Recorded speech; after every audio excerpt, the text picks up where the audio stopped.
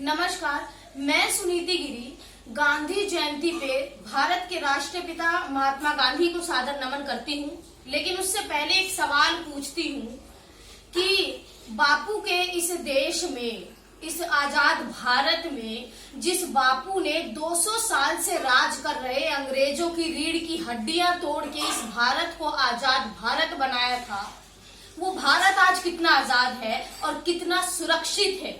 जी हाँ, बिल्कुल सही समझे आप, मैं बात कर रही हूँ हाथरस कांड की। मुझे 2012 का निर्भया कांड का वो मंजर आज भी याद आता है, जिसमें भारत की तमाम जनता जंतर मंतर, रायसीना हिल्स और राष्ट्रपति भवन व भारत की तमाम जगहों पर, तमाम सड़कों पे अपनी उबलती आवाज को बुलंदित कर रही थी।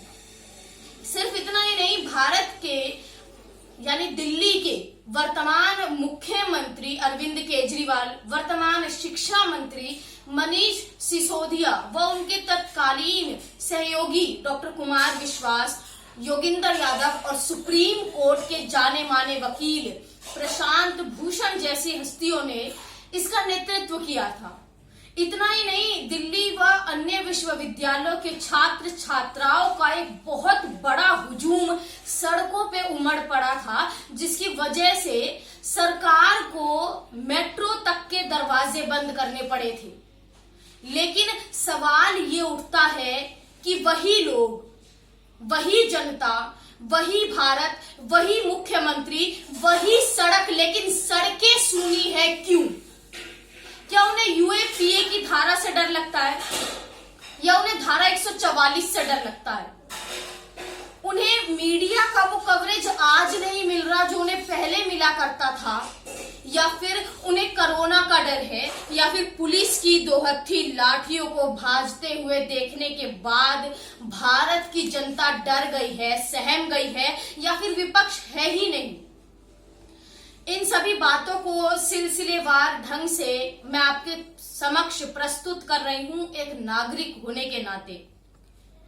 गौर फरमाइएगा कि हाथरस की बेटी की घटना पे निर्भया जैसा आंदोलन क्यों नहीं? जैसा कि आप सभी जानते हैं कि ये घटना 14 सितंबर को घटित हुई, जिसमें हाथरस की गुड़िया के साथ जो दरिंदगी हुई, जिन 4 लोगों ने वो दरिंदगी की, वो दरिंदे कोई और नहीं बल्कि गुड़िया के गांव के ही थे। उनका नाम मैं क्रमशः बताना चाहूंगी कि संदीप, लवकुश, रामू और रवि है। जिस गुड़िया के साथ ये हुआ वो वाल्मीकि समाज की थी और ये चारों आरोपी, ये चारों दरिंदे ठाकुर समाज के। लेकिन यहाँ पे सवाल किसी की जात पात या धर्म का नहीं है। सवाल है कि शासन व प्रशासन ने जिस चालाकी और बर्बरता से केस को कमजोर करने की कोशिश की है। आधी रात में गुड़िया के माता पिता व उसके भाई को बिना बताए जिस तरीके से पुलिस ने उसकी लाश को जला दिया और किसी को भनक तक नहीं होने दी, आपको या मुझे किसी को नहीं पता कि उस लाश के साथ कितनों के सच, कितने शासन प्रशासन व दरिंदगी जल गई। लेकिन सवाल फिर से वहीं पर अटक के आता है कि क्या हाथरस की गुड़िया को कभी इंसाफ मिलेगा? आज भारत के तमाम शहरों में छिटपुट आंदोलन हो रहे हैं, लोगों में आक्रोश है, लेकिन मीडिया की नकारात्मक शैली व पुलिस प्रशासन का भय एक नई ईस्ट इंडिया कंपनी यानी कि भाजपा के काम करने के तरीके, पुलिस की दो हत्थी लाठियों से लोगों के अंदर भय व्याप्त हो चुका है। इतना ही नहीं, आज का जो मंजर है कि सारी सीमाओं को सील कर दिया गया है उत्तर प्रदेश के अंदर। गुड़िया के गांव के 1 किलोमीटर पहले से ही बैरिकेडिंग की गई है। किसी भी मीडिया कर्मचारी को वहां पे जाने नहीं दिया जा रहा है। विपक्ष के नेता राहुल गांधी व प्रियंका गांधी जी को गिरफ्तार कर लिया गया है। और इतना ही नहीं, वाल्मीकि समाज के नेता चंद्रशेखर आजाद को उन्हीं के घर के अंदर पुलिस ने नजरबंद किया हुआ है और पोस्टमार्टम की रिपोर्ट में कहीं भी बलात्कार की पुष्टि नहीं हुई है। तो आप इसे क्या कहेंगे? एक भारत सरकार ने एक फंड बनाया है कि जिसका नाम है निर्भया फंड। उसमें ध्यान से सुनिएगा कि 3 अगस्त 2018 को लोकसभा में महिला और बाल कल्याण मंत्रालय के राज्य मंत्री श्री वीरेंद्र कुमार के लिखित जवाब के हिसाब से अभी तक निर्भया फंड में 980 करोड़ रुपए जारी किए गए हैं। इसमें से 825 करोड़ रुपए 5 प्रमुख कामों के लिए आवंटित किए गए हैं। गौरतलब है कि निर्भया फंड के लिए सरकार ने 36 करोड़ रुपए दिए, लेकिन कहां कितना खर्च हुआ? एक ERSS यानी कि इमरजेंसी रिस्पॉन्स सपोर्ट सिस्टम बताती है कि 2016-17 में इस सिस्टम के लिए कुल स्वीकृत राशि 321 करोड़ रुपए में से 272 करोड़ रुपए यानी कि कुल 85% रुपए जारी किए गए। 2016-17 के दौरान राज्यों के बीच 2017 करोड़ रुपए बांटे गए थे, जबकि 2016-17 के दौरान राज्यों के बीच 217 करोड़ रुपए बांटे गए थे, जबकि 2017-18 के बीच 55.39 करोड़ रुपए वितरित किया गया था।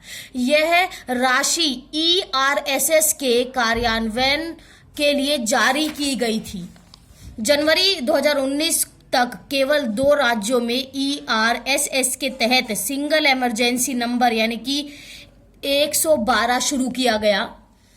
28 नवंबर 2018 को हिमाचल प्रदेश में 4.20 करोड़ रुपए की लागत और 1 दिसंबर 2018 को नागालैंड में 4.88 करोड़ रुपए की लागत से यह सेवा शुरू की गई। इतना ही नहीं, CVCF यानी कि सेंट्रल विक्टिम कंपेंसेशन फंड केंद्र सरकार ने 2016 में 29 राज्यों और 7 केंद्र शासित प्रदेशों के बीच वन टाइम मुआवजा देने के लिए 200 करोड़ रुपए जारी किए थे। 13 जुलाई को जारी आदेश के अनुसार उत्तर प्रदेश को अधिकतम 28.10 करोड़ रुपए मिले थे। इसके बाद मध्य प्रदेश को 21.80 करोड़ रुपए और महाराष्ट्र को 17.65 करोड़ रुपए मिले। NCRB यानी कि नेशनल क्राइम रिकॉर्ड्स ब्यूरो बताती है कि 2016 की रिपोर्ट के अनुसार भारत में 2007 में जहां महिलाओं के खिलाफ हर घंटे 21 अपराध की घटनाएं रिकॉर्ड हुई थी, वहीं 2016 में यह संख्या बढ़कर 39 हो गई थी। 2012 में महिलाओं के खिलाफ अपराध दर प्रति 1 लाख महिला आबादी पर 41.7 थी, वहीं 2016 में यह बढ़कर 55.2 हो गई थी। पति या रिश्तेदार द्वारा क्रूरता की घटनाएं महिलाओं के खिलाफ सबसे ज्यादा थी और 2016 में यह रिपोर्ट सभी अपराधों का 33% था। 2016 में बलात्कार के 38,947 मामले दर्ज हुए थे, यानी कि प्रत्येक घंटे 4 महिलाओं के साथ बलात्कार जैसे जघन्य अपराध घटित हुए थे। एक और है कि IERMS यानी कि integrated emergency response management system 27 जुलाई 2018 को महिला एवं बाल कल्याण राज्य मंत्री ने संसद को बताया कि IERMS को क्रियान्वित करने के लिए रेल मंत्रालय को 2016-17 के दौरान 50 करोड़ रुपए और वर्ष 2017-18 के दौरान 100 करोड़ रुपए जारी किए गए, जबकि रेल मंत्रालय से मिले RTI के जवाब के अनुसार उसे अभी तक केवल 50 करोड़ रुपए ही मिले हैं। अब तो आप समझ ही चुके होंगे कि बापू के इस आजाद भारत में आप कितने आजाद, कितने स्वतंत्र व कितने सुरक्षित हैं। आपने देख ही लिया है कि हमारे देश का शासन, प्रशासन व भारत सरकार की व्यवस्था कैसी है।